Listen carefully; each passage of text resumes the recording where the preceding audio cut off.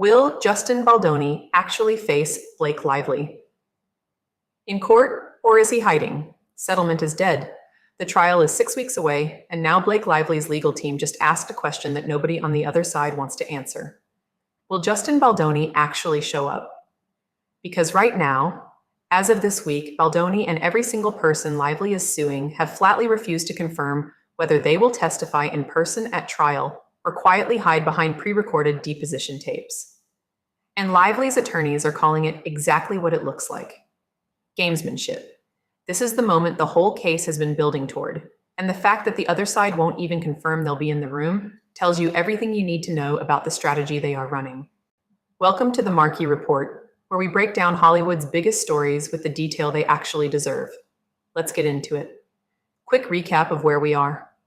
In our last two videos, we covered the April 2nd ruling that gutted 10 of Lively's 13 claims, including sexual harassment, and Blake's public statement responding to the backlash that followed. If you haven't watched those yet, go back and start there. Links are in the description. Here's where things stand today.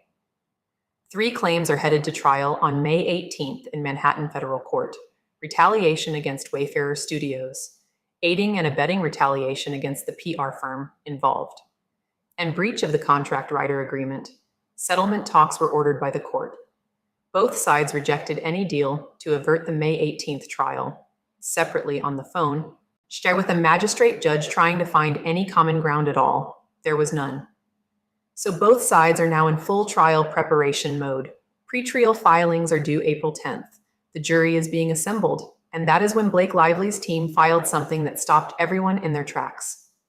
In filings submitted April 7th, Lively's attorneys asked the judge to force the defendants to clarify whether several key figures in the case, including Baldoni himself, will testify at trial or rely on recorded deposition testimony.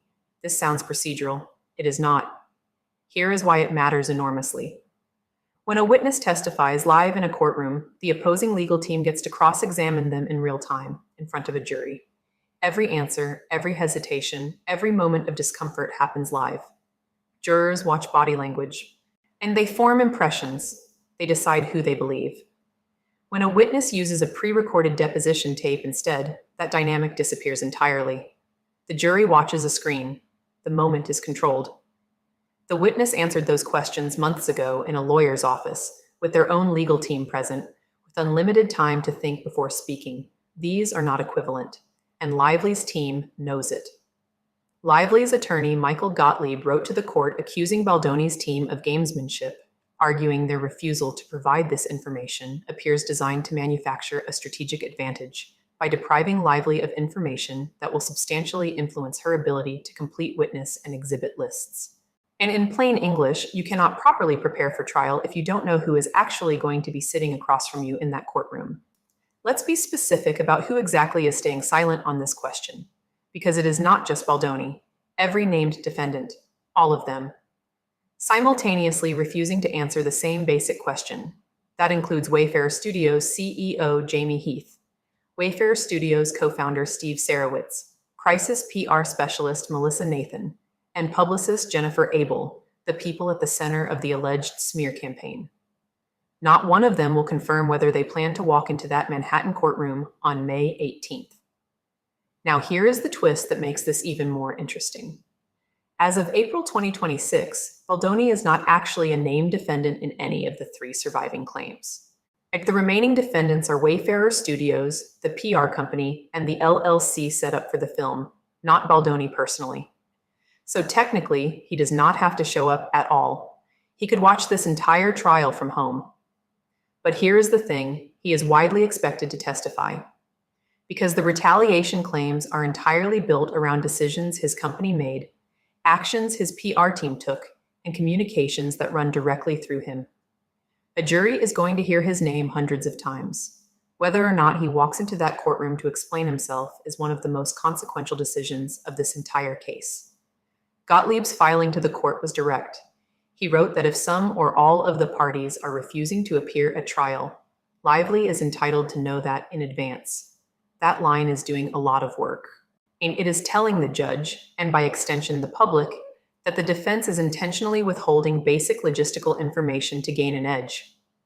It is also putting the judge on notice that if this continues, Lively's trial preparation is being actively undermined, and the timeline here is razor thin. Lively's team demanded a response from Baldoni's side by April 8th, literally the next day after the filing. They also requested a limited extension to complete their own deposition witness list, because without knowing who is showing up on the other side, they cannot finalize their own witness strategy. The pretrial order is due April 10th. Every single day of delay from Baldoni's side directly compresses Lively's preparation window. That is not an accident. And Baldoni's attorney, Ellen Garofalo, cited the court's limited subpoena power as justification, essentially arguing the court cannot force certain witnesses to appear in person, so they are keeping their options open. Lively's team called that argument exactly what it is: a legal technicality being used as a shield. The defense's full position is that they want to reserve the right to decide later, citing witness availability and potential jurisdictional limits on who the court can compel to appear. That argument is now sitting in front of Judge Lyman, and given that he has already sanctioned Baldoni's lead attorney, Brian Friedman, once in this case for making legally frivolous arguments, the judge's patience with delay tactics appears to be running thin.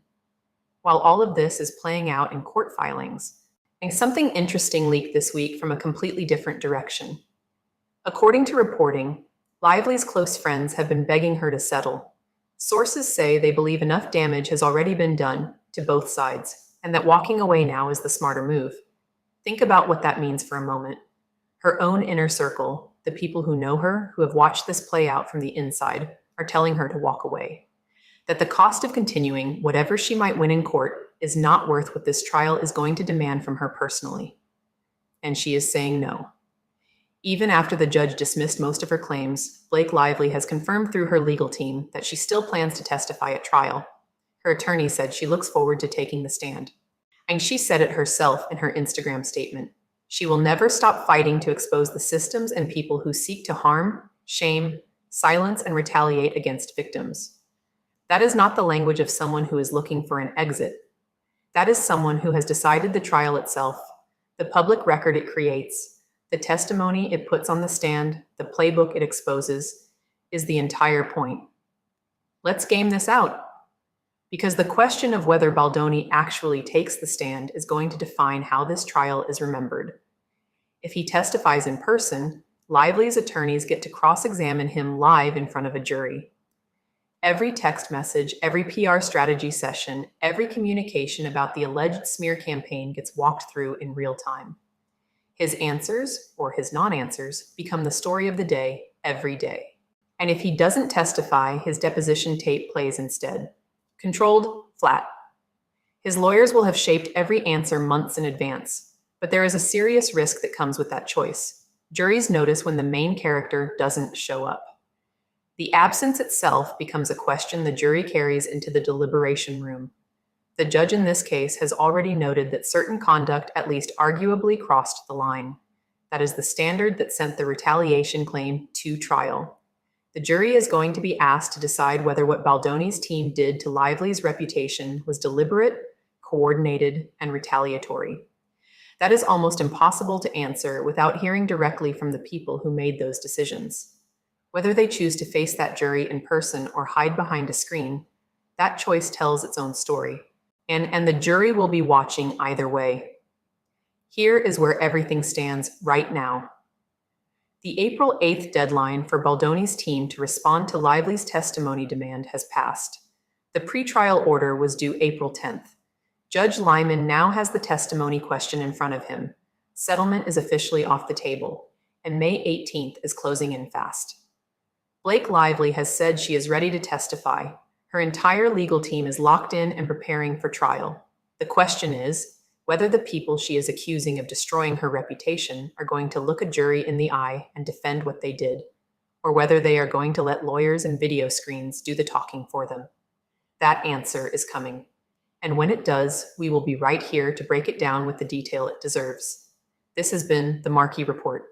If you want serious and sourced coverage of Hollywood's biggest legal and industry stories, no gossip framing, no speculation, subscribe and hit the bell. Every update on this trial, we will have it covered. We'll see you on the next one.